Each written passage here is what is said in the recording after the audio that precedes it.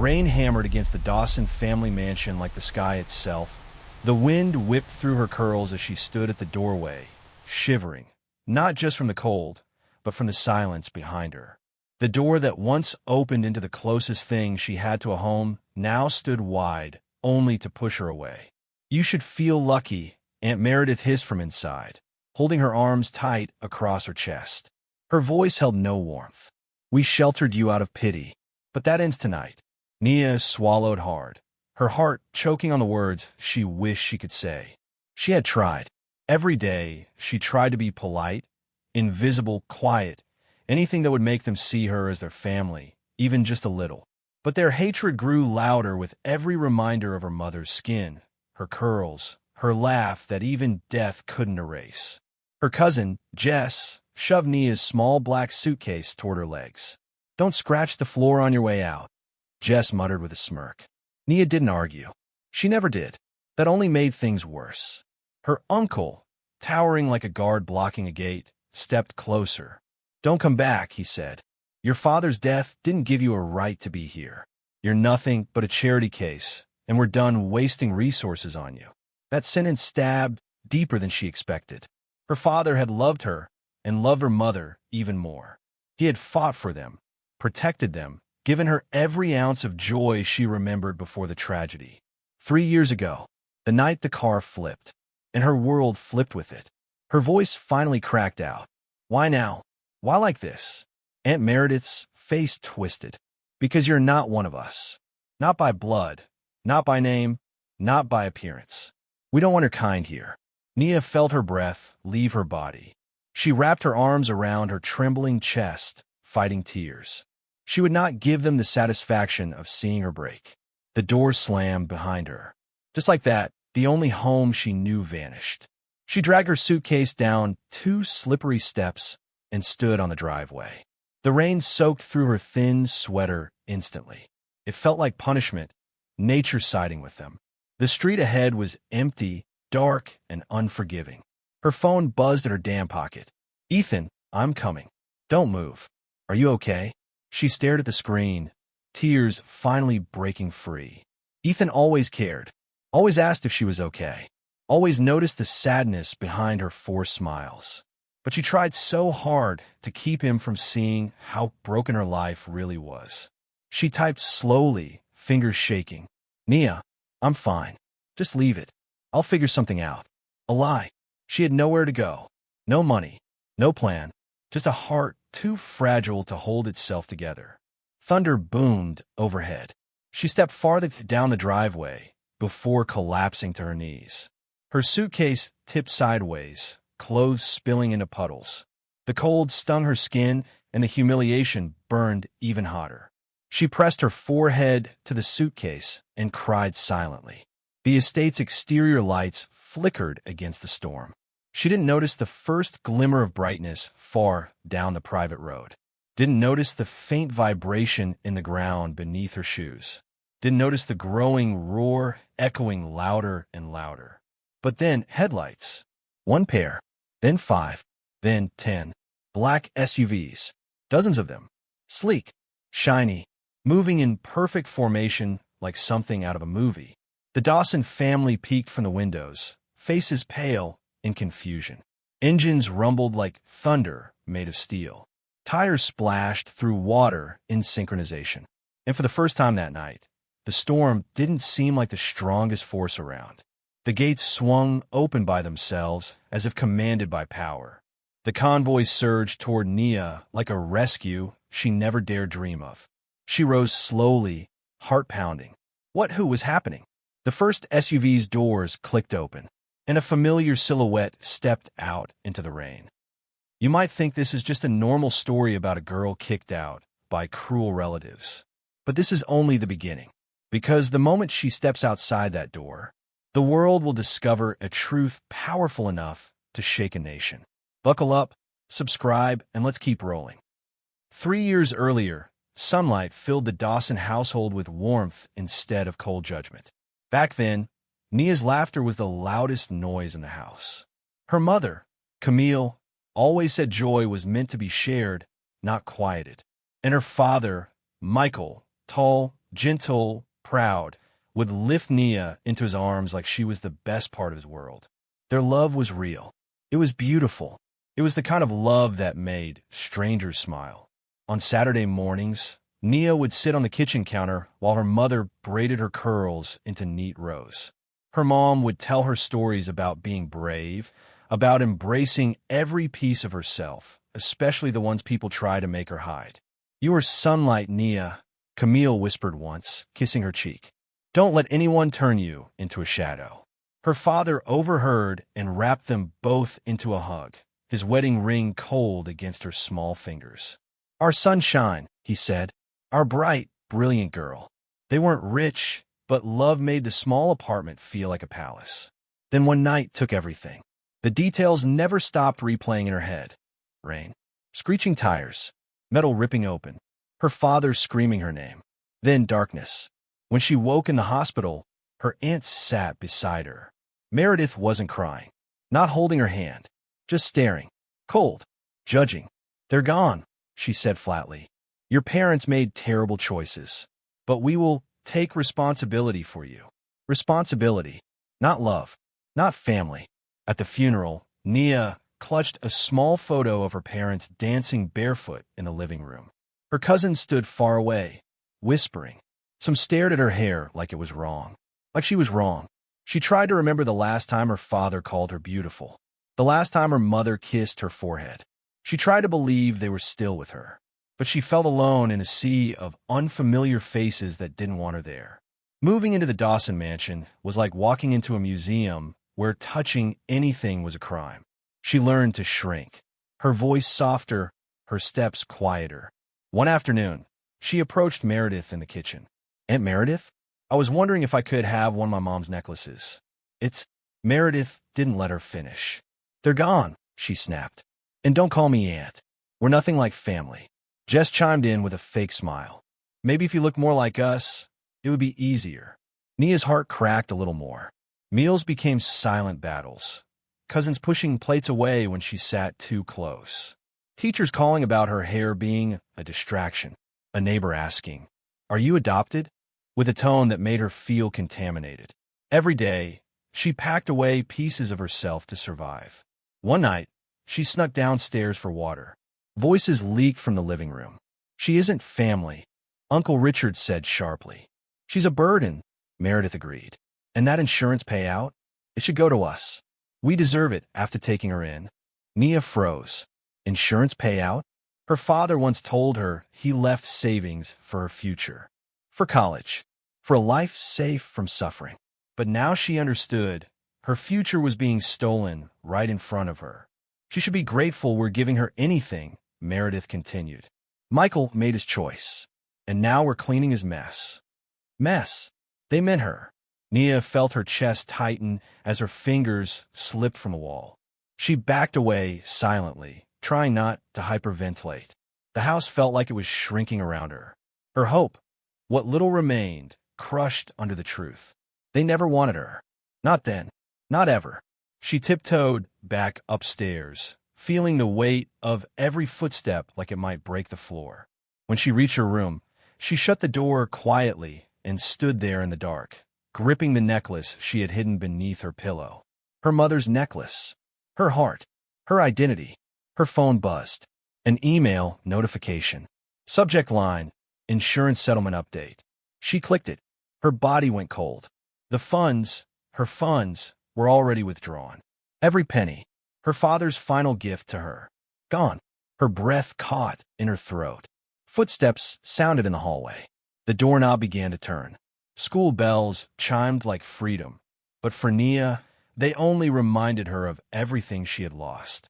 The morning light spilled through the car window as Meredith drove her to her new school, her lips tight, her knuckles white on the steering wheel. On paper, Nia looked lucky. She had guardians, a home, a fresh start. But paperwork never told the whole story. Meredith had spent the whole ride lecturing her about keeping quiet. "You're not to mention your parents. Not a word about money. And don't embarrass us," Meredith snapped, smoothing her pearl necklace like she was fixing a part of herself. Nia lowered her eyes. "Yes, ma'am." The lie had already begun.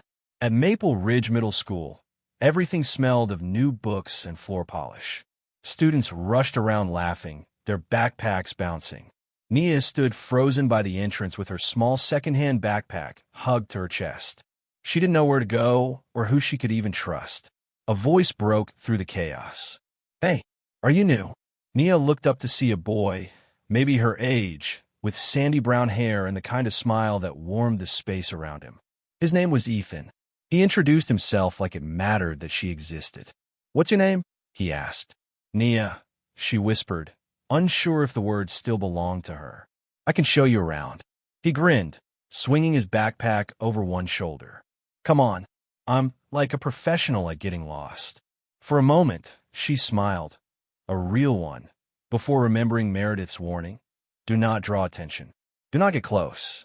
Still, she followed him down the hallway, where sunlight splashed across colorful lockers. Ethan told her which teachers were strict, who not to sit near in the cafeteria, and how to find the best snacks before anyone else took them. Nia listened, quietly soaking in every word. This warm, glowing moment felt like a stolen treasure. Then the day ended. Waiting by the school wall, she spotted Meredith's car. Her heart sank. She wished she could stay in the hallway where Ethan's laughter still echoed. As soon as she climbed into the car, Meredith's voice pounced. "Did you talk too much? Did anyone ask questions?" Her tone was sharp as needles. "No, just a boy who showed me around," Nia answered softly. Meredith's eyes narrowed. "A boy." Before Nia could explain, Meredith started driving, slamming her foot down as if the accelerator had personally offended her. The tension followed them home, a huge house with cold floors and fancy furniture nobody was allowed to touch. Dinner was quiet, but the silence hurt more than shouting. Meredith and her husband, Charles, talked about business meetings and charity events while Nia poked at her food. She felt like a shadow no one cared to notice.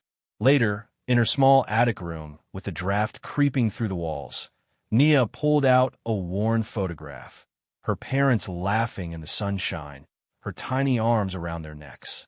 A reminder that she had been loved once. But the footsteps came. The door flew open.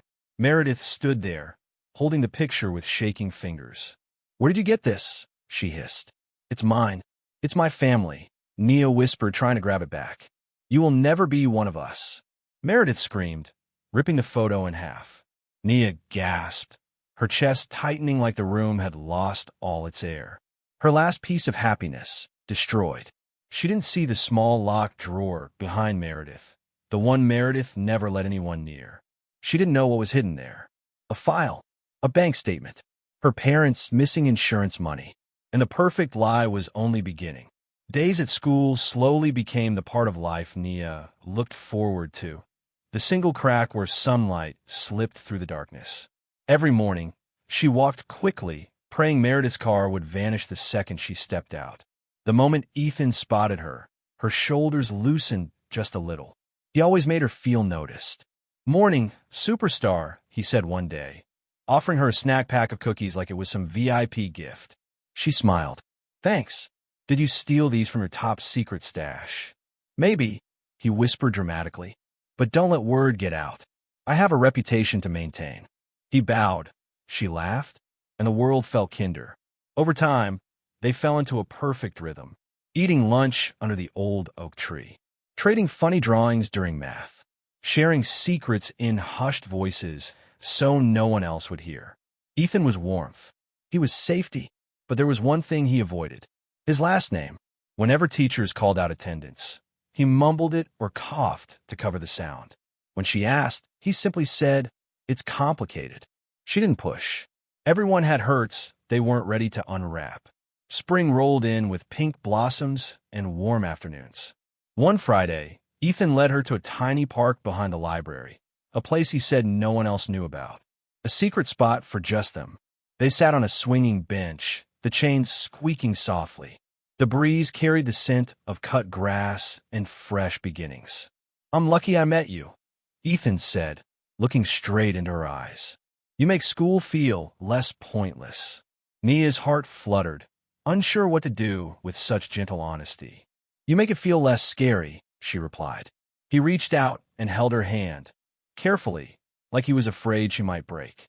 The warmth from his palm spread through her chest. Nia hadn't been touched with kindness in so long. The simple contact felt like healing. After a quiet moment, he leaned closer. She could feel his breath, soft, nervous. Her heart thumped so loud she wondered if he could hear it too. Then his lips brushed hers, timid but perfect. Her first kiss. It felt like a promise, like she could be loved again. They pulled apart slowly, both smiling shy and bright. "We're a great team," Ethan whispered. "We are," she said, holding his hand tighter. But warmth never lasted long. That same evening, when Nia returned home, Charles was away on a business trip. Meredith was locked in her room with a glass of wine. As usual, so Nia thought she was safe to hold on to that happy spark a little longer. Until Uncle Richard stepped out of the shadows by the stairs. He always smelled like old tobacco and trouble. He wasn't really her uncle, just Meredith's cousin, but he behaved like the king of the house whenever he visited. "Who's the boy?" he asked, voice low and cold. Nia froze. "No one, just a friend from school." He sneered. "Friends hold hands now? Friends kiss behind libraries." His words dripped with poison. Her throat tightened. How'd he know? Had he followed her? Richard leaned close, his breath hot and sour. "Listen, girl, you were taken in out of pity. Do not forget that." I wasn't doing anything wrong," Nia whispered. He chuckled darkly. "Everything you do is wrong. And if you think I'll let you ruin this family's reputation with some street kid, think again." His eyes gleamed with pleasure as he delivered the blow. "I can make one phone call, and your school will remove you. You'll be out. No future. No friends. No boy." Her heart dropped into a silent, shaking panic. "End it," he ordered, "or I'll end everything for you." Nia's hands trembled as she nodded, unable to breathe through the fear. The light she had found, suddenly at risk of being snuffed out. And Ethan didn't even know he was the reason. 2 years passed, and Nia refused to break. She studied late into the night, using a flashlight beneath her blankets, when Meredith shut off the power to her room by accident. She worked part-time at a corner store, saving every dollar she could. Despite the cruelty at home, she excelled in school, top of her class, accepted to a community college on scholarship. Every success made the house angrier. At college, professors praised her endless curiosity. Classmates admired her focus. She joined study groups, made friends, and dared to imagine a future where she chose where she belonged. Ethan was still in her life, still her safe place, but the threats lingered. So she kept their love quiet and tried to stay invisible at home. But invisible wasn't enough. Meredith and Charles treated her like a trespasser in the very house she grew up in. They cut her meals down to one a day, sometimes none. "Consider it a diet," Meredith would say with a fake smile. Doors were locked. Spaces vanished. First it was the living room, then the upstairs bathroom. Finally, even the kitchen. They left her a corner in the basement with a tiny mattress and called it her room. Richard visited more often, always with that same cruel smirk, always reminding her what she wasn't allowed to have. Nia learned to eat sandwiches in bathroom stalls at school. She hid granola bars in her backpack. She shivered through cold nights, but refused to cry where they could hear her. One evening, Nia returned from work, tired, hungry, but proud. Her professor had asked her to consider transferring to a university with a full scholarship. For the first time in a long while, she felt hope pressing against her ribs, urging her to keep going. She walked inside and found the three of them waiting in the living room. Meredith with her arms crossed, Richard leaning back like a judge, and Charles staring at the floor with guilt stuck in his throat. Nia swallowed. Did something happen? Richard tossed a crumpled form onto the couch. "We found this in the mail. A scholarship request? Recommendation letters? Who do you think you are?" Nia's heart thudded painfully. "I just applied. It's what my parents wanted. They always..." Meredith slammed her hand on the table. "Do not mention him again. Your father ruined this family. He threw away everything to be with her." She spat the word like poison. Silence fell heavy and sharp. Nia held her tears. She had learned long ago that crying only fueled their fire. Charles shifted uncomfortably. "Maybe we should talk about this." "Don't pretend you care," Meredith snapped at him. You barely notice she's alive. Charles looked away, ashamed, but made no move to defend Nia. Richard stood, pacing. You don't belong here. You're not one of us. And now you think you can run off to college and pretend you're better? You're a burden. A mistake. Those words stabbed deep, the same wound they kept reopening. Nia clenched her fists. I'm trying to build a life. I just want a chance. A chance? Meredith laughed, a cold, sharp sound. Your chance ends tonight. Nia's breath froze. Meredith stood up and walked to the hallway. When she returned, she held a black trash bag, the kind used for throwing things away. She tossed it against Nia's legs. Pack your things, Meredith said, her voice filled with vicious satisfaction. You leave tonight. For a moment, the world went silent. Time stopped breathing. Richard grinned. Charles said nothing, and Nia felt the floor vanish beneath her feet. Everything she feared was finally happening. She wasn't wanted. She wasn't family. She wasn't staying. Rain hammered against the windows like the sky itself was furious with what was happening inside that cold house. Thunder shook the walls, louder than Meredith's screams, louder than the cruel laughter in Richard's eyes. Nia stuffed her few clothes into the trash bag, the same bag used for garbage, and tried to breathe through the panic clawing at her throat. Everything she owned could fit into something meant to be thrown away. Maybe that's how they always saw her. She slipped on her worn shoes and looked around the basement one last time. A space that was never a home. A corner where dreams were crushed nightly. She wiped a tear, but more followed, unstoppable. When she dragged her bag upstairs, Meredith stood at the open front door, holding an umbrella. Not for Nia, but for herself. Charles hovered near the hallway, guilt written across his face, but he didn't move to help. Take your trash with you, Meredith said coldly. And don't come back. Richard smirked from behind her. Let the streets teach you what happens to unwanted strays. Lightning cracked through the sky, illuminating everything in a blinding flash. The rain poured harder, soaking Nia immediately as she stepped outside. The door slammed shut behind her. No goodbye, no mercy, just darkness. She stood frozen on the porch, clutching her bag while water drenched her hair and ran down her cheeks, mixing with the tears she could no longer hide. She tried calling Ethan, but her hands shook too much. Instead, she typed slowly, "Thank you for being the only good thing in my life. If I can't see you anymore, don't come looking for me." Her thumb hovered, then she hit send. Immediately, regret hit like a punch. She wrapped her arms around herself, shivering, trying to shield her heart from the cold that already lived inside her. She stepped off the porch and into the storm. Each step felt heavier than the last. The wind stung her skin, but not as badly as the betrayal. A car drove by splashing water onto her legs. A dog barked somewhere in the distance. Life kept going, not caring that hers had just fallen apart. She reached the edge of the driveway and turned back once more. The house looked grand and warm from the outside, lights shining through the blinds. Anyone passing would believe it sheltered a loving family. But inside was only hatred. She whispered into the rain, "I'm not trash. I'm not." The storm roared back like it was disagreeing. Her phone buzzed in her pocket. She pulled it out. Ethan's name lit up the screen. Incoming call. Her heart thrashed with fear. She stared at the screen, then let it ring out. He didn't deserve to be dragged into her heartbreak. The phone buzzed again. This time a text. "Where are you?" "I'm coming." She couldn't breathe. No, he couldn't come. Not here. Not now. "Don't," she replied with trembling fingers. "I'll be fine." Lightning cracked again, closer. A rumble built. Not from the sky this time. From the ground.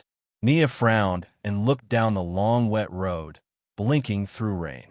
2 lights appeared first, then 4, then more. Dozens of headlights, growing closer, fast. Engines thundered like a cavalry charging into battle. Her jaw dropped as massive black SUVs roared into the estate entrance, one after another.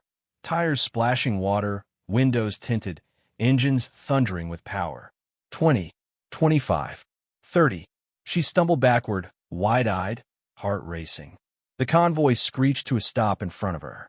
The lead SUV's door swung open, slowly, dramatically, the kind of moment that only happened in movies. Nia's breath caught in her throat.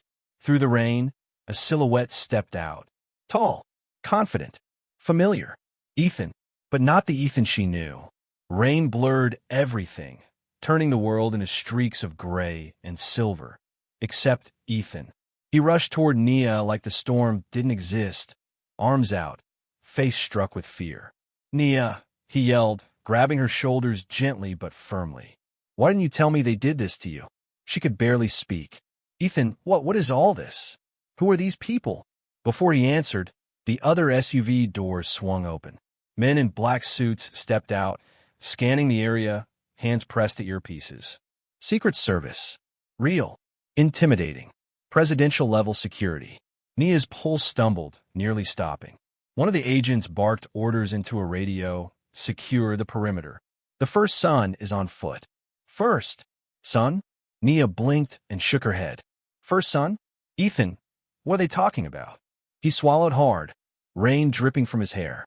He looked suddenly younger, nervous, like someone exposed against his will. "My name isn't just Ethan," he confessed quietly. "It's Ethan Caldwell." Her chest tightened. Caldwell, as in President Arthur Caldwell, leader of the United States. Her Ethan, the boy who stole snack packs, was the president's son. "I wanted to tell you," he whispered, "but I needed you to like me for me, not my name." Nia's voice cracked. "I like you because you made me feel safe."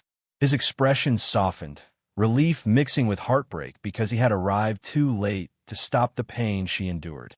Behind them, more Secret Service swept past, heading straight toward the house. Lights from flashlights cut through the rain like search beams hunting for villains. The front door burst open. Meredith, wrapped in a luxurious housecoat, stormed outside ready to unleash more cruelty, but she froze the moment she saw the wall of black SUVs and armed agents. Richard stepped out behind her, his jaw unhinged in shock. He stumbled backward, landing in a puddle. "What is happening?" Meredith screeched, voice cracking. Ethan stepped protectively in front of Nia, one arm around her like a shield. "You kicked her out in the middle of a thunderstorm. You starved her. You hurt her."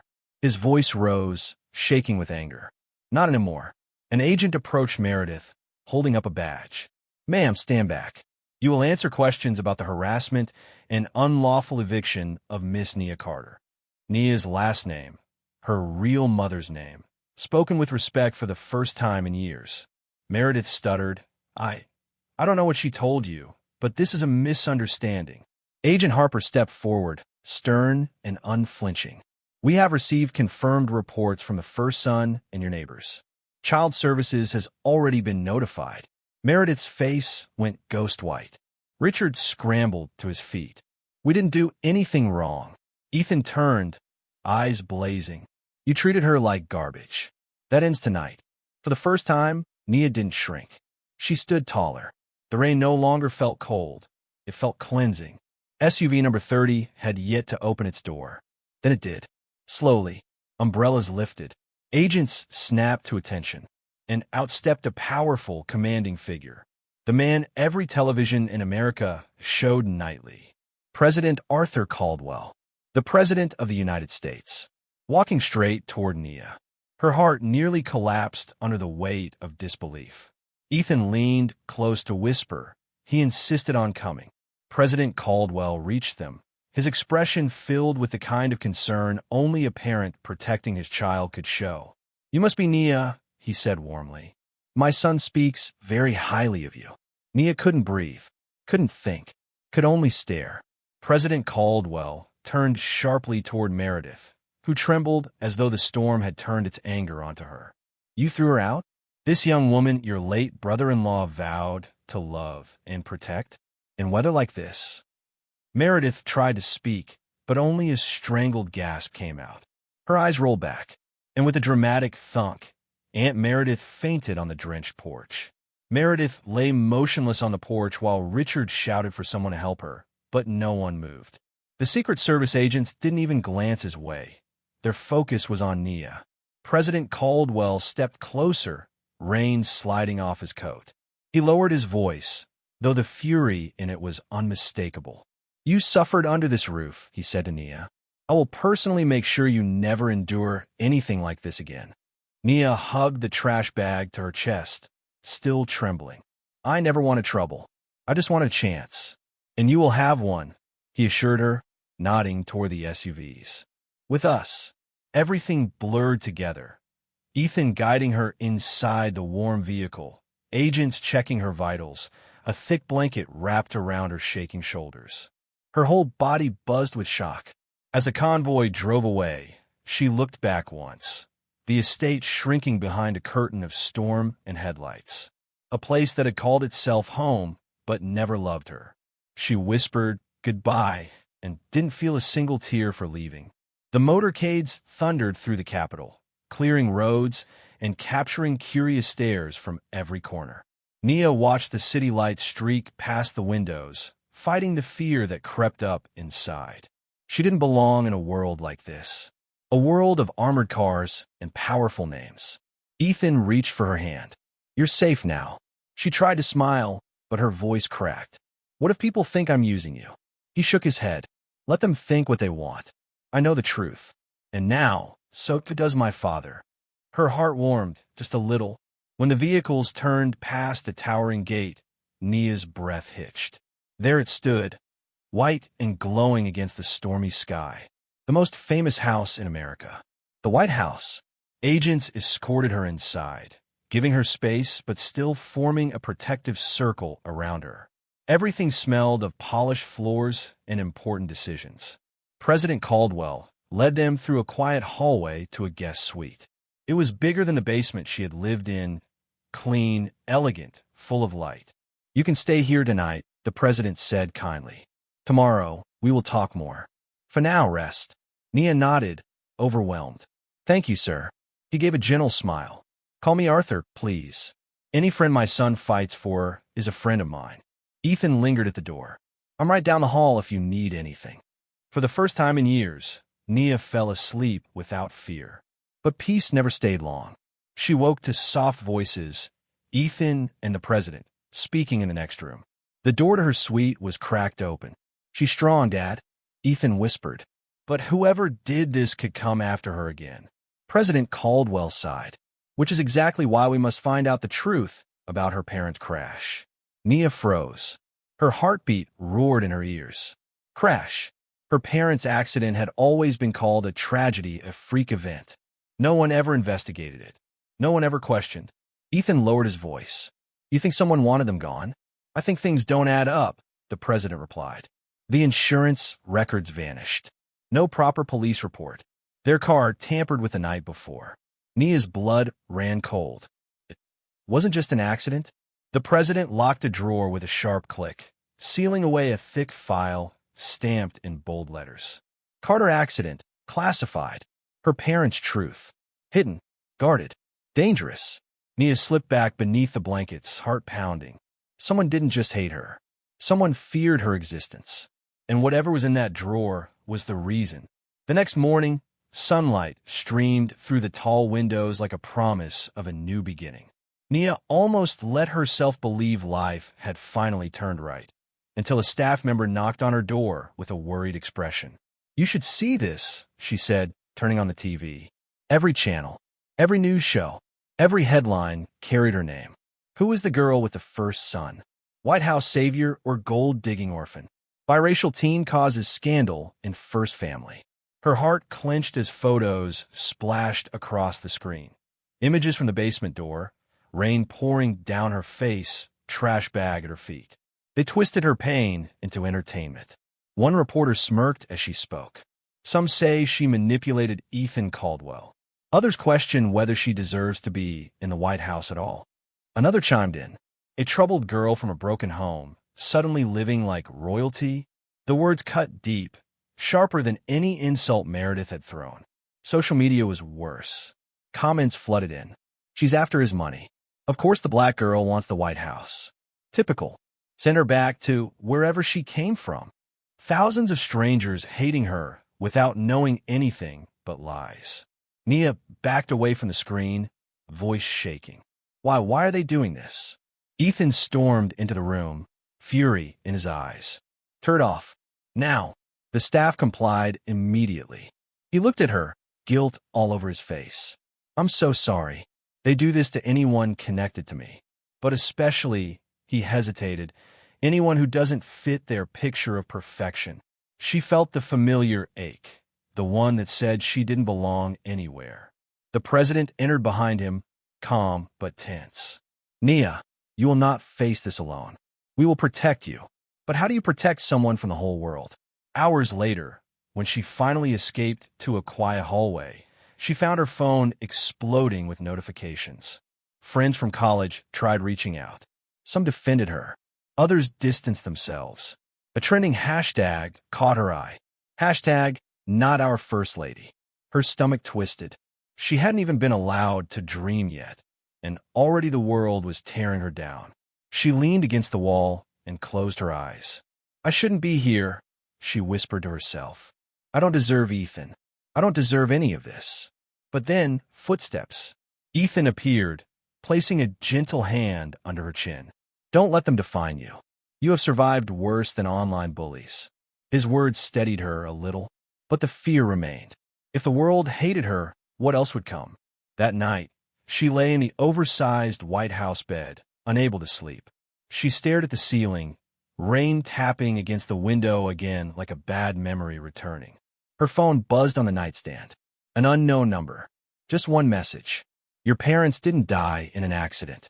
Nia sat up, pulse hammering like a wild drum. Another message arrived seconds later. You're in danger. And so is he. Her blood ran icy. Her breath caught. She looked toward the hallway where Ethan slept, unaware, unprotected. Then a final message. They killed them. Don't trust the White House. Nia's phone slipped from her trembling hand. Her parents hadn't died by fate. It was something worse. Someone murdered them. And whoever sent that message was watching her now. Nia's hands trembled as Ethan led her into a quiet, secured room deep beneath the White House. Cold lights hummed above them, illuminating a long metal table and a thick black folder resting in the center like a nightmare waiting to be opened. This room, it's restricted, Ethan said gently. Only national security cases are handled here. And now, that includes you. Nia swallowed hard. I thought you said there was something I needed to see. Something about my parents. Ethan exhaled like the truth physically hurt. He unlocked the folder. Inside were a series of grainy photographs, twisted metal, shattered glass, pieces of a once beautiful car scattered across a highway like broken dreams. Nia blinked rapidly, fighting tears. That's the crash. Yes, Ethan said. But these weren't found by state police. They were found by federal investigators sent by, he hesitated, by my father. Nia's head snapped up. The president knew? He knew enough to suspect something was wrong, Ethan replied. But he didn't have proof. Until now. He laid the next photo in front of her, a close-up of her parents' brake system. Thick red arrows circled the metal. Here, Ethan said softly. These cuts weren't caused by the accident. They were made beforehand. Someone tampered with the brakes. The room spun. No, Nia whispered. Her lungs squeezed tight like they were refusing air. No, no, no. Her mother's laugh. Her father's warm hands. Their promises to come back home that night. A lie. All stolen. A sound tore from Nia's throat. Raw, sharp, helpless. She grabbed the chair as her knees buckled, screaming as if the truth itself stabbed her. Ethan rushed to her side, wrapping his arms around her, holding her like she was the only fragile thing left in this world. I'm so sorry, he whispered into her hair. I didn't want you to find out like this. Nia shoved the photos away, tears streaking down her face. Why would anyone kill them? We were nobody, just a simple family. Her voice broke. Why? That's what we're trying to figure out. Ethan's jaw clenched, eyes dark. But the people who covered this up had power. Government-level power. Nia's chest heaved with rage and grief colliding like storms. So you're saying their deaths were a hit? A targeted elimination, Ethan said. And whoever did it, they're still out there. Nia's mind raced, desperate for answers. Faces from her past flashed. Relatives, neighbors, teachers. Then one face lingered like a shadow, refusing to leave. Uncle Richard, the man who gained control of everything afterward. The man who always acted like her existence was a burden he regretted carrying. The man who suddenly had money and influence he never used to have. He always told me to never ask questions, Nia said softly, as if afraid the walls were listening. Whenever I brought up that night, he shut me down. Ethan listened carefully, piecing her words together. His hand found hers on the table, warm, grounding. Nia, do you think he may have been involved? I don't know, she whispered. But he knows something. I can feel it. A quiet knock interrupted them. A Secret Service agent stepped inside and leaned toward Ethan, whispering something urgent.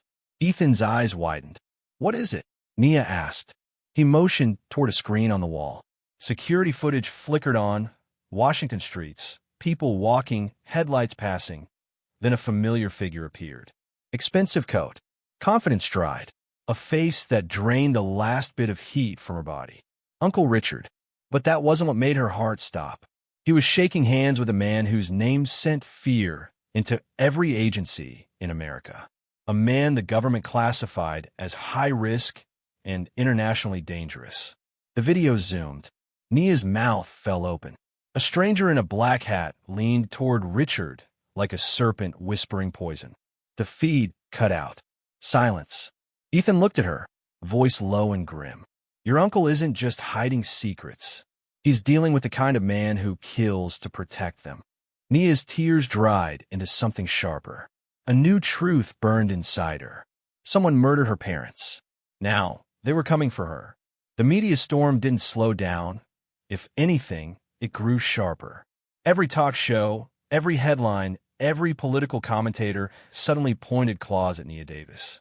Not because they cared about truth, but because hurting her was the easiest way to strike at the most powerful man in the country. The president's son is dating a black girl raised in poverty. Just look at her background. One pundit sneered on a morning broadcast. A White House charity case, another mocked. How convenient. Some even accused her of manipulating Ethan for influence. Others painted her as a ticking scandal designed to destroy the presidency from within. Nia couldn't turn on a screen without seeing her own face, twisted by cruel graphics and lies. She stood in a White House corridor, phone buzzing nonstop with notifications she refused to open. Her throat tightened. I shouldn't be here, she whispered. Yes, you should, Ethan said firmly, appearing behind her like a shield that refused to break. You belong here just as much as anyone. She shook her head. They think I'm a weapon to bring your family down. They're terrified of what you represent, Ethan said. A future they can't control. The sincerity in his eyes made her look away. She didn't feel strong. She didn't feel brave. She felt like a target painted bright red for the world to aim at. Ethan touched her chin softly. Nia, listen to me. These attacks, they're not your fault. They're scared because you matter to me and to this country. She blinked rapidly. But what if someone tries to hurt you because of me? A shadow passed over his face. Not fear, but resolve. Then I'll protect you. Always. Nia wanted to believe him. She wanted to hold onto that safety like a lifeline. But the fear wouldn't disappear. Not now. Not when the truth about her parents was unraveling like a live wire in her hands. A Secret Service agent approached, clearing his throat.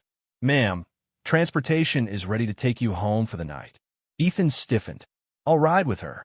Sir, the agent said carefully, the president requested a briefing in the Situation Room. It's urgent. For a moment, Ethan looked torn between duty and love. Nia squeezed his hand. Go. Your father needs you. Promise me you'll call if anything feels wrong, he said. I promise. He pressed a quick kiss to her forehead before following the agent. The warmth lingered until the hallway felt cold again. Later, Nia sat quietly inside the SUV, security flanking front and back. The city lights blurred through the tinted windows as they drove toward the only familiar place she had left, her childhood home, now emptier than ever. She thought of Ethan's words. She wanted to hold on to hope, but danger now seeped into everything. She stepped into the driveway. The Secret Service agents scanned the surroundings before nodding that she could enter. They took their positions outside. Inside, Silence greeted her. Too much silence. Nia looked around. Her mother's painting still hung crooked on the wall. The air smelled like dust and memories that wouldn't fade. She sat on the couch, hugging a pillow, forcing herself to breathe. She wasn't alone. She had Ethan. She had the truth. But truth didn't stop killers. A soft vibration. Her phone lit up on the table. Unknown number. You should have stayed quiet. Her blood froze. She rushed toward the window, saw nothing at first. Then headlights glowed at the end of the street. A black van, engine idling. No plates, no movement, just watching. Her heart pounded so loud, she thought even the walls could hear it. Slowly, the van began to roll closer. The Secret Service hadn't noticed yet. Nia stepped back from the window, pulse racing. The message flashed again. We're not done. The van crept closer, and the threat in the darkness finally had shape. The black van was gone by morning, but fear lingered like fog in Nia's bones. She hadn't slept. Every tiny sound made her flinch. When Ethan arrived, breathless and worried, she rushed into his arms, her safe place. I'm so sorry I wasn't here, he whispered. You came, she murmured, letting the comfort sink in. That's what matters. But safety never stayed long. Later that day, Nia overheard 2 White House aides whispering near the hallway. Do you think she knows? About who he used to date. That senator's daughter practically ran his life. Nia froze. Senator Devlin's daughter. Victoria Devlin. The same politician who'd been attacking Nia on every network. She forced a polite smile when they noticed her listening. But her stomach twisted like a knot. She waited until she was alone with Ethan in the garden before asking, why didn't you ever tell me about Victoria? Ethan's breath hitched. Nia, I didn't tell you because it's over. She was controlling, obsessed with power. She treated people like props. I was stupid. Was it serious? Nia's voice was small, afraid of the answer. Not like you think. My father pushed the relationship for political peace.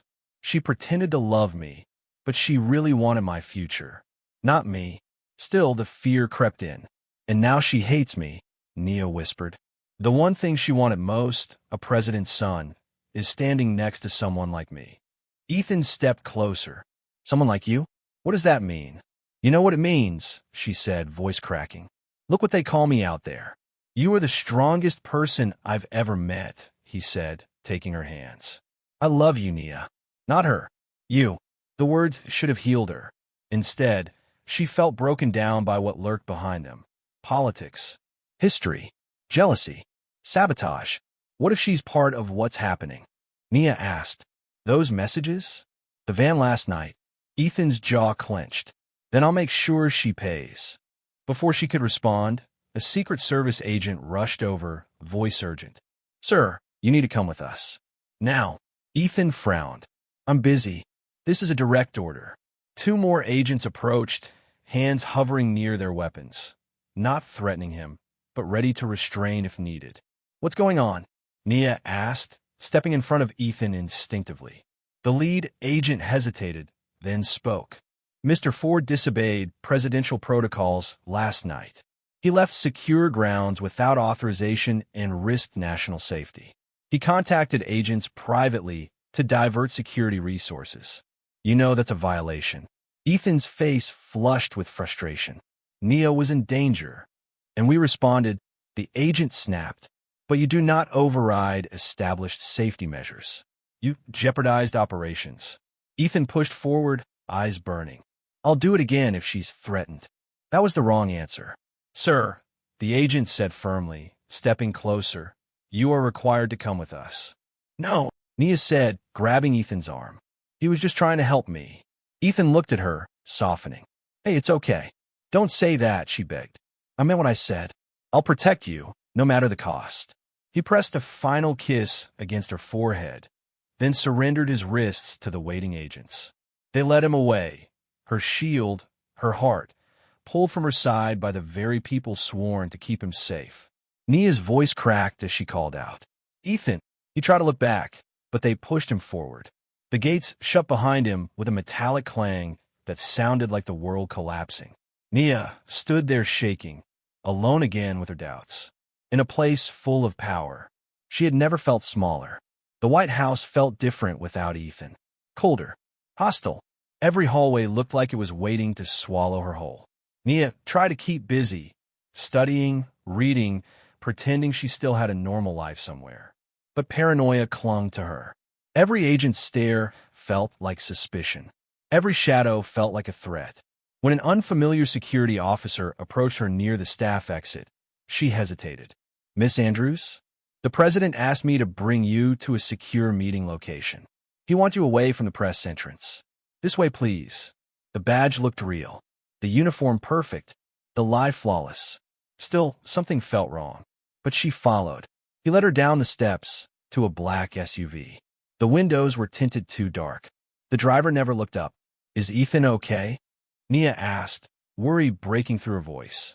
No answer. She reached for her phone. A hand slammed over her mouth. Too fast. Too strong. A needle pierced her neck, fire rushing into her veins. Her last sight before darkness. A familiar face in the front seat. Aunt Meredith, sneering. "No matter how high you climb, girl, you'll always be beneath us." She woke to cold concrete against her cheek. Rust. Gasoline. The distant hum of traffic. Her vision blurred, then sharpened, revealing harsh light swinging from a metal beam overhead. Her wrists were bound tightly behind a steel post. Her ankles restrained. Every attempt to move scraped her skin raw. Footsteps echoed. "You should have stayed quiet, Nia." She lifted her head. Uncle Richard, arms crossed, expression smug. Behind him stood a man she recognized from news broadcasts, Senator Devlin's head of private security. So this was their alliance. "You're going to help us save the White House," the man said coldly. By disappearing, Nia's heartbeat pounded like a drum of terror. "You tried ruining Ethan," she spat shakily. "You tried killing my parents. You just can't stand that a girl like me." Her aunt cut her off with a slap across the face. "A girl like you?" Meredith snapped. "Your father disgraced us. Married your mother." She said mother like a curse. "You took the life our daughter deserved," she hissed. "Prestige. Money. A future." Richard stepped closer, voice lower, meaner. "Do you think we care for you? Fed you? Gave you a roof out of love?" His laugh scraped like glass. "Insurance money, Nia. We only kept you because we needed it processed. But once it was gone, you became a problem." Nia's stomach dropped. The faint memory of whispered voices after her parents' funeral. "Keep her until the money clears." Her pulse hammered. "You murdered them," she whispered, breath trembling. "You planned their deaths." Meredith knelt beside her, lips curling into a satisfied smirk. "They should have listened when we warned them. Interracial love has consequences." Nia felt tears burn, but she refused to let them fall. "You'll pay for this," she said through gritted teeth. Richard chuckled. "Oh, sweetheart, no one's coming for you. Ethan is locked down. The president thinks you're in a safe room. In America?" He shrugged.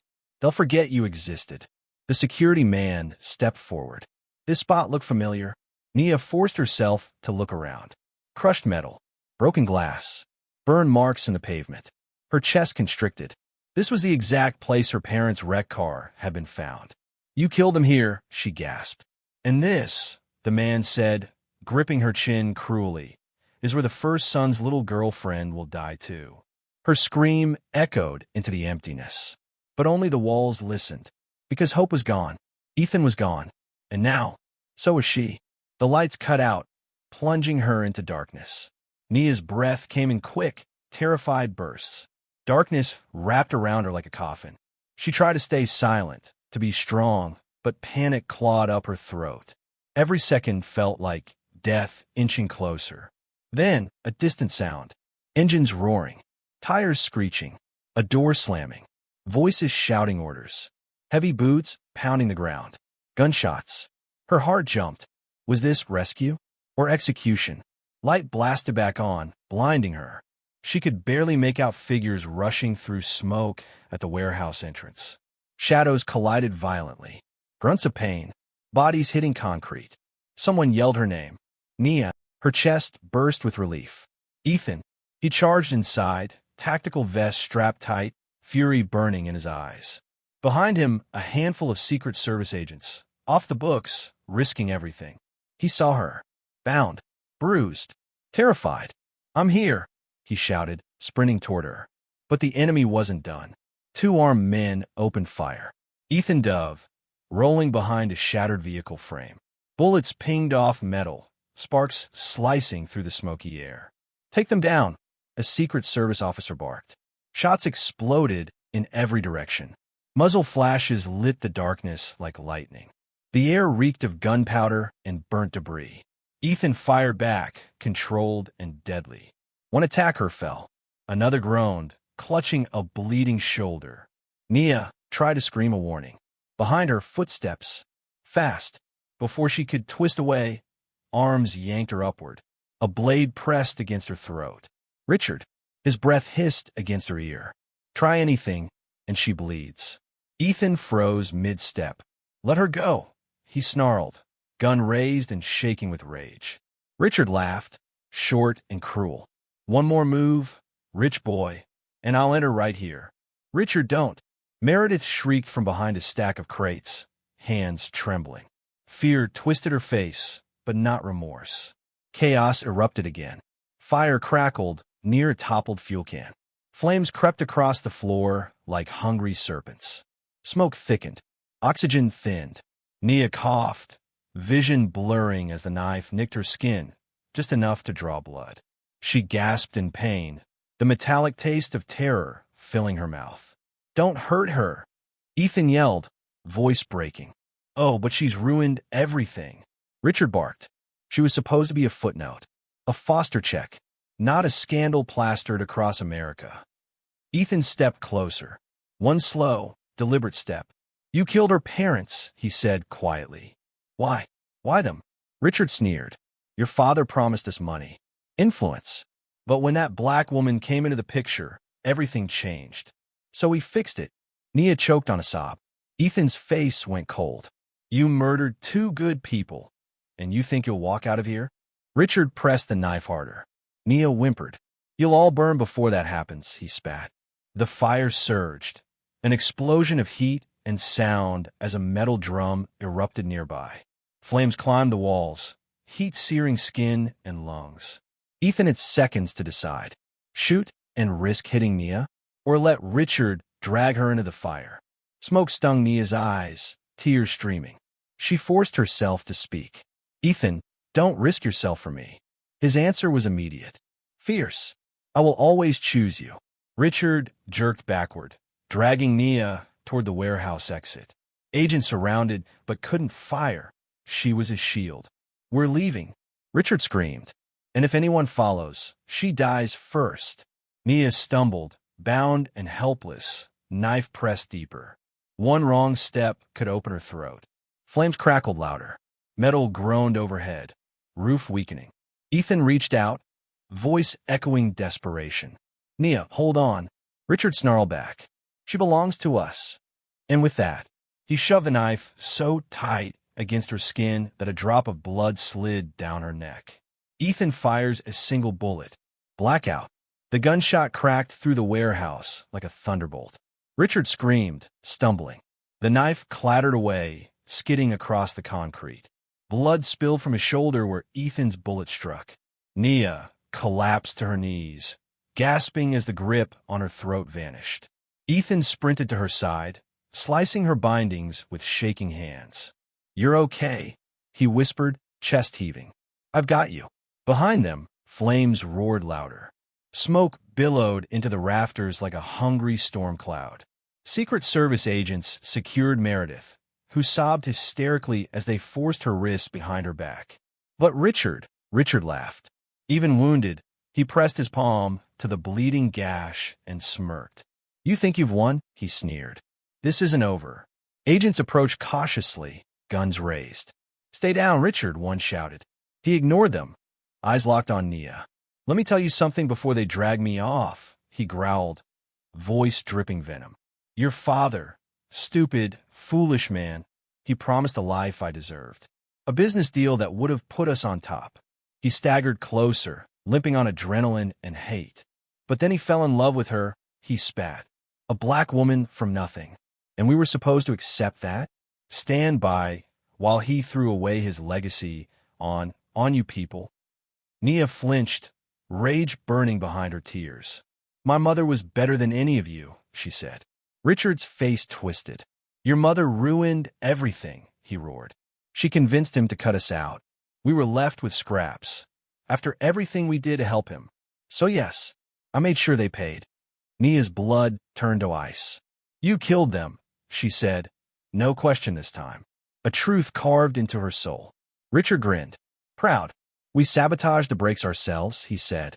Meredith whimpered, shaking violently. It was supposed to be quick, painless, like snipping a bad branch off a good tree. Nia's knees weakened. Ethan held her steady. They loved me, she whispered, voice breaking. They loved each other, and you ended them for money. And for purity, Richard hissed. His gaze flicked to Ethan. And now here you are, ready to become First Lady. Isn't that what they're calling you? He laughed bitterly. This is exactly the future we wanted to prevent. Ethan stepped forward, fury burning hot. You're going to prison for life, he said. You'll never hurt her again. Richard spat blood onto the floor. You're naive, he sneered. You think you're above the hate out there? They'll come for her. For you. They will never let you be together. Before Ethan could respond, sirens, red and blue lights flashed through the broken windows. Police cars, SWAT trucks, dozens of wheels screeching on a gravel. A megaphone roared. Everyone inside. This is the police. Drop your weapons and surrender immediately. The warehouse shook as tactical teams stormed in through every entrance. Officers swarmed the scene, guns pointed, voices commanding. Richard's eyes widened, not with fear, but opportunity. He backed slowly toward the blazing shadows. You'll never be rid of me, he snarled at Nia. I'll finish what I started. Stop, Ethan shouted. But Richard turned and ran, right into the fire. Officers shouted. Bullets ricocheted. Richard slipped through a collapsing doorway as flaming beams rained down behind him. Nia screamed, and no. Ethan grabbed her before she could chase. The flames swallowed Richard's silhouette. He disappeared, dead or escaped, no one could tell. One nightmare ended, another had just begun. Through the smoke, a new figure watches them from afar, unseen and smiling. The hospital room was quiet, too quiet. Machines beeped softly, tracking Nia's breathing and heartbeat. Doctors said she would be physically fine, but the bruises inside her, those were far deeper. Ethan sat beside her bed, never breaking contact with her hand. He hadn't slept. Fear still clung to him, heavy and suffocating. A nurse arrived holding a sealed, aged envelope. This was recovered during the investigation, she said softly. Your parents wanted you to have it when you were older. Nia's breath hitched. Her mother's handwriting. Her father's initials scribbled in the corner. Her fingers trembled as she tore it open. Inside, 2 pages, worn and tear-stained. She unfolded the first one and began to read. My dearest Nia, if you are reading this, it means the world has taken something from us. And I am so sorry. I know the world can be cruel to girls who look like you, who look like me, who love with our whole hearts despite the hate pointed our way. But listen carefully.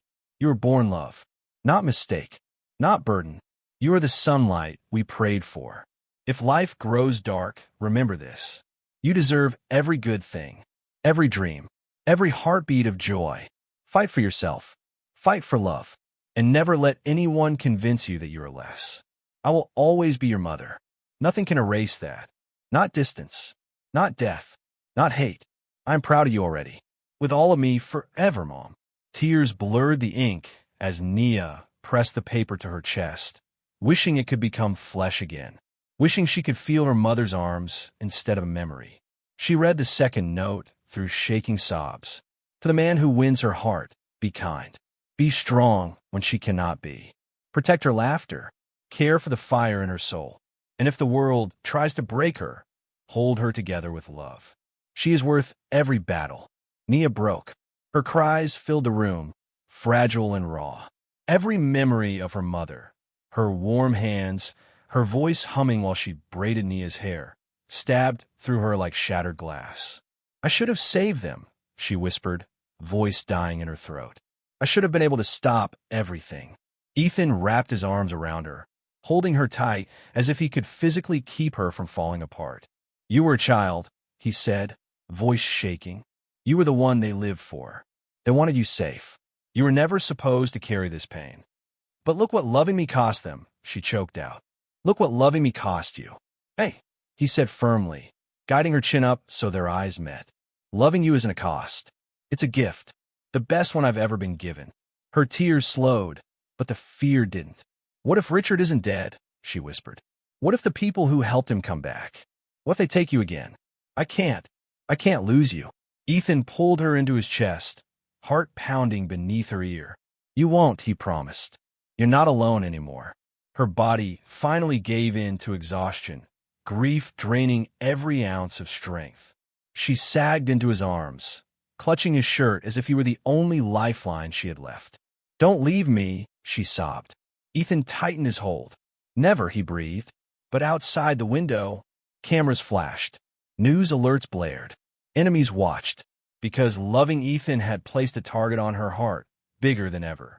A figure folds a newspaper with Nia's face on the front headline, and circles her name in red ink. Days turned into weeks, and the White House medical wing became both a refuge and a battlefield for Nia's mind. The nightmares still came, screeching tires, her mother's scream, Richard's laughter in the dark. But every morning, she woke up and chose to fight again. Dr. Calloway, a trauma therapist who worked with survivors of political violence, guided her through the storm. "Your trauma tried to silence you," the therapist said gently during one session. "That means your voice has power. Use it."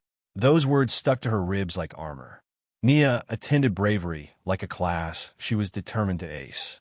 She started journaling again, truths she once buried, now filling the pages. She trained physically too, working with Secret Service instructors who taught her self-defense. The first time she knocked a padded attacker to the ground, she stood panting, surprised at her own strength. "You're dangerous now," Ethan teased from the doorway, pride written all over him. She rolled her eyes, but her smile lingered long after he left. News still swirled like a poisoned hurricane outside the White House gates. Some applauded her bravery. Others called her a gold digger, a manipulator, a scandal. There were headlines comparing her to a charity case brought into American royalty. But Nia no longer hid from screens. One night, she asked Ethan for a live camera setup. "You sure?" he asked, hand hovering near hers like an unspoken promise to pull her back if it became too much. "I'm done letting them define me," she answered. Millions tuned in. She sat before the camera wearing a simple blue blouse. No makeup, no glamour, just the truth. "I didn't ask for any of this," she began, voice trembling but growing stronger with each word. "I lost my parents to greed. I was abused by people who should have protected me. And some of you think I deserve more pain because of my skin or where I come from." A deep breath, a fist unclenching. "But I'm still here, and I'm not going anywhere." Her voice cracked, but not from fear. If you're watching this and you feel alone or unwanted, you belong. I promise you do. The video exploded across every social platform. Comments flooded in, not hate this time, but love. Thousands of girls wrote, "You give me hope." Survivors shared their stories. People called her speech one of the bravest moments in modern politics. Reporters no longer talked about the mystery girl. They now called her America's heartbeat. That night, a reception was held in her honor, a celebration of resilience. The ballroom glowed with chandeliers and polished marble. Guests applauded when she entered, but she only looked for him. Ethan stood under a canopy of golden lights, dressed in his uniform, eyes soft with pride. When she reached him, he didn't speak. He simply took her hands and led her to the center of the room. They danced slowly, the rest of the world fading into a blur. "You were unbelievable tonight," he whispered. "I just told the truth," she murmured back. That's what made it powerful. The music swelled, and then Ethan dropped to one knee. Gasps rippled through the room. Nia's heart slammed against her chest like a drum ready to burst. But instead of a ring, he held a silver chain, a locket engraved with the initials of her parents. Her eyes burned. "Nia," he said softly, "I'm not asking for forever yet. I'm asking for trust, for a chance to walk beside you, proudly, without fear or secrets between us." She placed trembling fingers over her lips, trying to contain everything breaking open inside her. No ring, but a vow. Her answer was a whisper only he could hear. Yes. And for the first time in a long time, hope didn't hurt. Morning sunlight glittered across the south lawn like diamonds scattered over fresh dew. Rows of flags waved in perfect formation, and a grand podium stood before the buzzing press. Today wasn't a political event. It was a celebration of unity and resilience in America. For Nia, it felt like breathing in a brand new world. Ethan stood beside her, dressed in a sleek suit that made him look every bit the national hero the media had begun calling him. The president, his father, was in the front row, pretending not to glance suspiciously at Ethan every few seconds, like he sensed something big was coming. Nia's palm slid nervously along Ethan's. "Why are my knees shaking?" she whispered. "Because something unforgettable is about to happen," he murmured. The applause died down as the president finished his speech, a glowing tribute to courage found in unexpected places. Cameras zoomed in. Microphones extended. Then Ethan stepped forward. Nia's heart jolted. "May I?" he asked her quietly. She nodded, the world spinning into slow motion as he took center stage. "My name is Ethan Hawthorne," he said, voice strong, steady. "I serve this country with duty and pride. But today, my mission is personal." He turned toward her, the breath caught in her throat. "Nia Carter," he continued, every camera in America locked on them, "you changed my life before I even knew I needed saving." The crowd melted into silence. Nia could feel millions watching through screens, hearts holding still. "You taught me compassion is stronger than any weapon. You taught me love isn't weakness, it's armor. And I never want to face the world without you again." He dropped to one knee. Nia's vision blurred with tears as Ethan opened a velvet box. Inside, a radiant diamond ring that caught the sun and scattered it back as pure light. "Nia, will you marry me?" The audience erupted into cheers, so loud birds scattered into the sky. Even reporters clapped instead of scribbling notes. The president rose to his feet, smiling wider than she'd ever seen. Nia's words came out as a sob and a laugh all at once.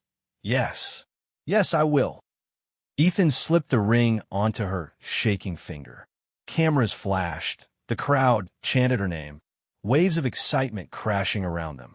She clung to him, joy bursting bright. For a moment, the world felt perfect. Then the world shattered. Crack! The sound tore through the celebration, sharp, violent. A gunshot. Secret Service agents moved instantly, forming a human wall of black suits and guns. The crowd screamed and ducked. Nia stumbled as hands yanked her backward, shielding her body. Ethan grabbed her shoulders, his voice a protective growl. "Down, Nia. Stay down." Another shot. Impact sparks burst from a nearby metal stand, just inches from where she'd stood. Someone was trying to kill her. On live TV, during the happiest moment of her life. Chaos thundered around them, boots pounding, radios crackling, agents shouting, "Target located," and "Sniper on the east shrilling." Ethan covered her completely, protective instincts overpowering all else. She clutched his jacket, heart racing so fast she couldn't breathe. "Are you hit?" he demanded, checking her arms, her waist. "No, I'm okay," she gasped.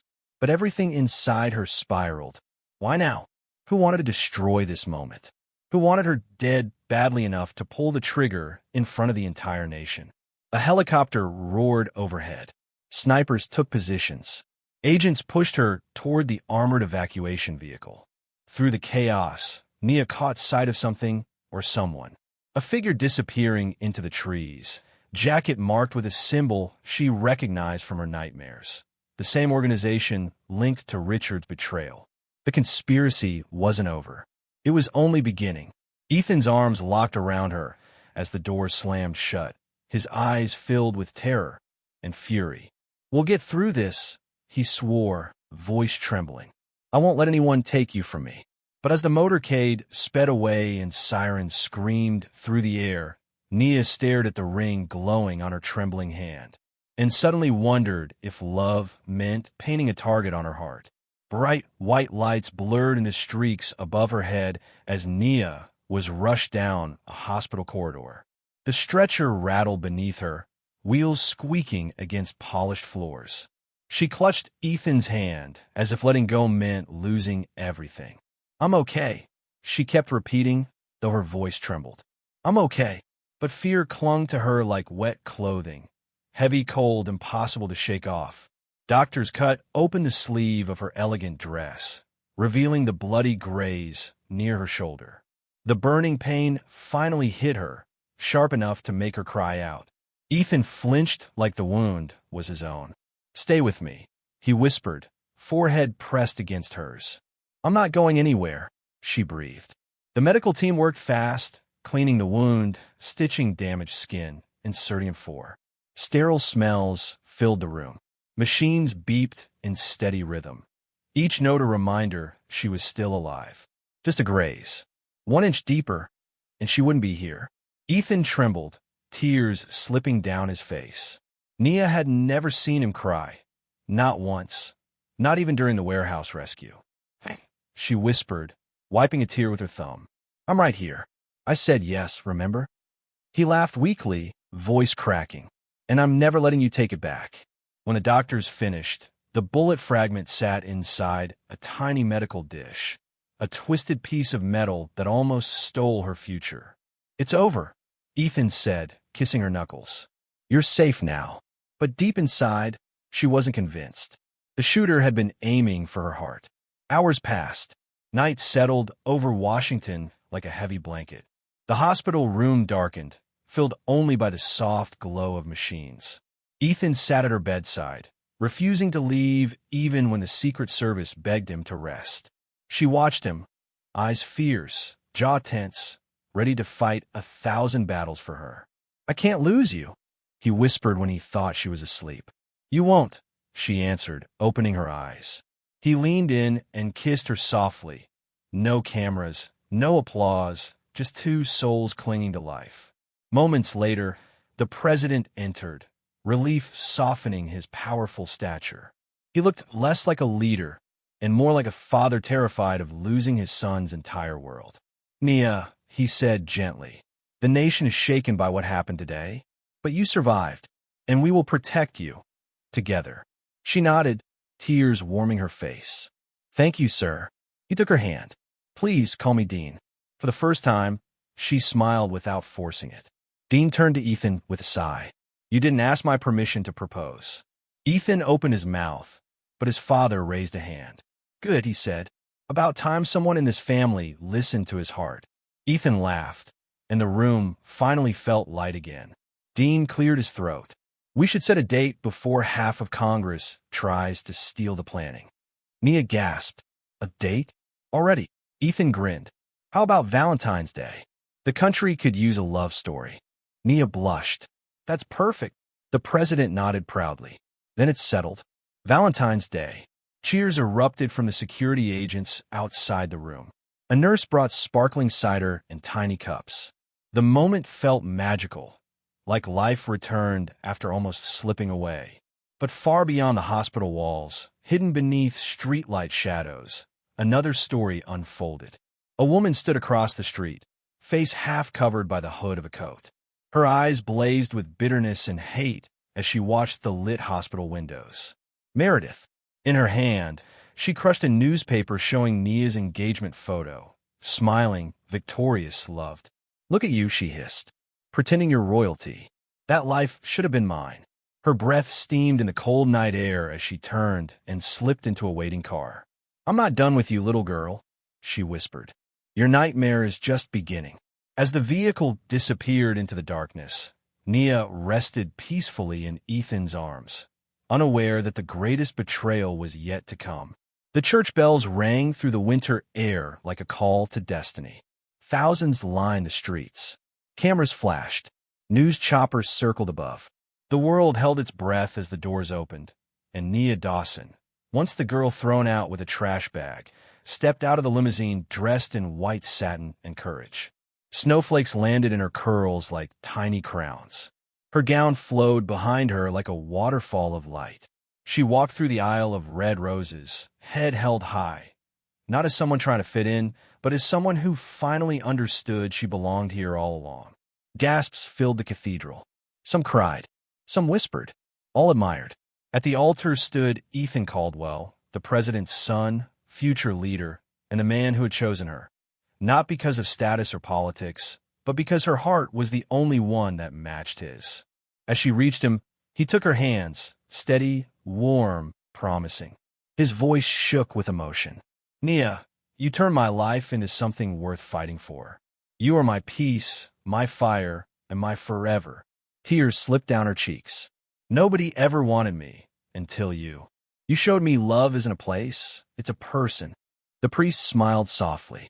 "Do you, Ethan Caldwell, choose Nia Dawson to be your wife?" "I do," he whispered without hesitation. "And do you, Nia Dawson, choose Ethan Caldwell to be your husband?" She looked into his eyes, into every hope she once prayed for. "I do. Forever." Cheers erupted. Music soared. The world celebrated. The president, Dean Caldwell, hugged her afterward, his own eyes wet.